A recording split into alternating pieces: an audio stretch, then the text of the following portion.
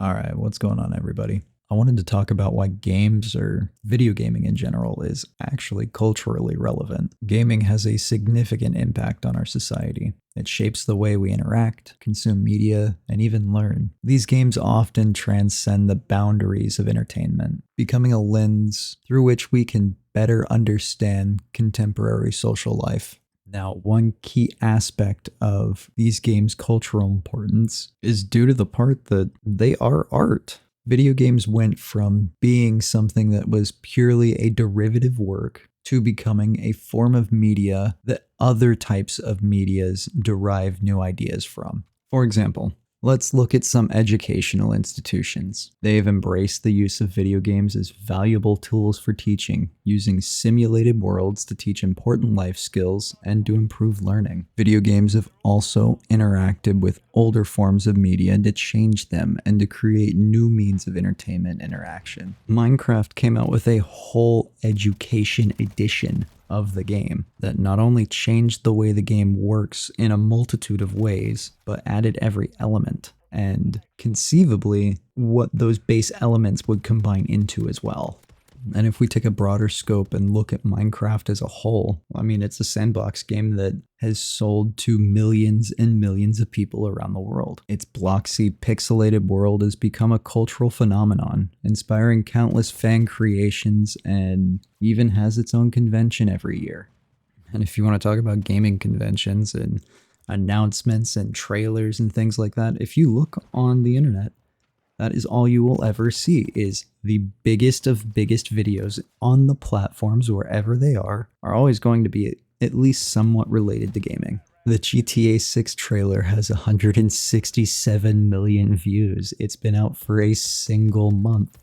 And Grand Theft Auto being among the most controversial series that has come up in gaming is another cultural icon.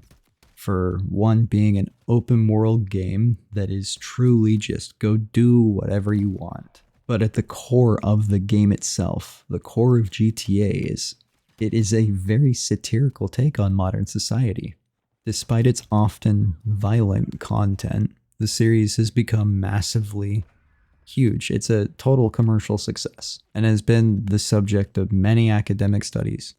Not that anybody in academia actually knows anything, but there have been studies done about a game, like a game itself, the marketing, the gameplay design, the philosophy, the psychology behind it. I mean, back in 2011, 2008, Call of Duty was the biggest game and still arguably is culturally relevant. I mean, the first-person shooter franchise has become a cultural icon in itself. I mean, you have whole franchises that are based around being just first-person shooters. Call of Duty originally was a semi-realistic take on warfare, and you have varying shades of that throughout all of Call of Duty's history. What Call of Duty has turned into, it's a multi-billion-dollar franchise now. It's now been around for about 20 years, but it still has some pretty significant weight when it comes to the gaming industry as a whole, because when Call of Duty isn't doing good,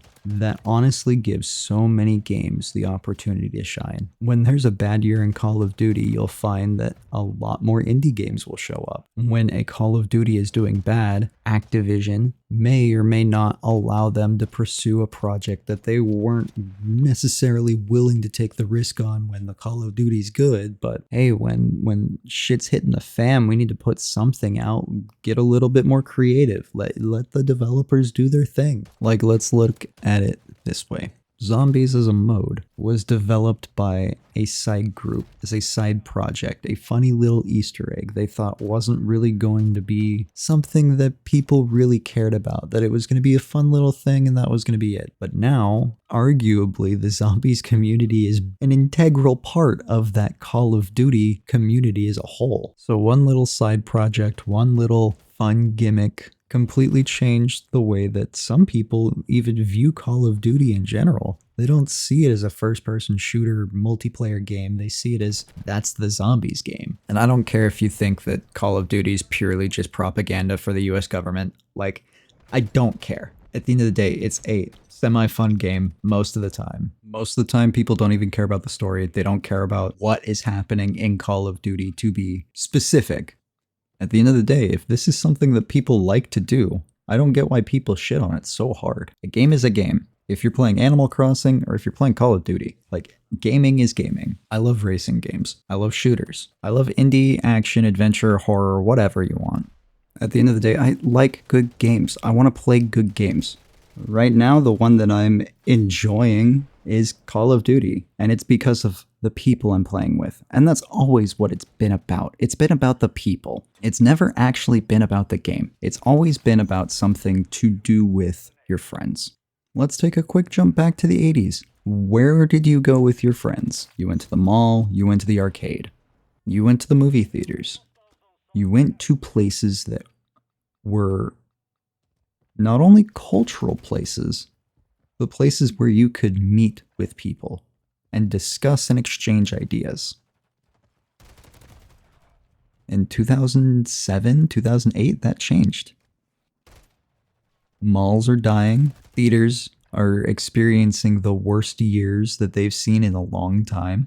And when was the last time you saw a very successful arcade? We've essentially taken all of those cultural spaces and we've moved them online. No longer do you go and wait for a movie. You wait for it to come out onto streaming and then you watch it. It is no longer that we pop a quarter into the